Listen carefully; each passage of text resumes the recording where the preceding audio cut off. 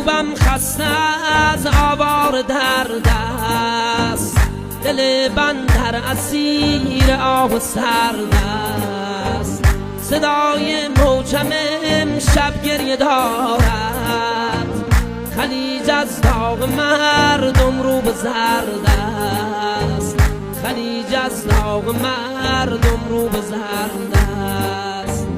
جوان رفتند و دلها داغدار است، صدای مادران هم بیقرار است. پلاکی مانده و یک قاب خالی که پشت هر نگاهش انتظار است، که پشت هر نگاهش انتظار است.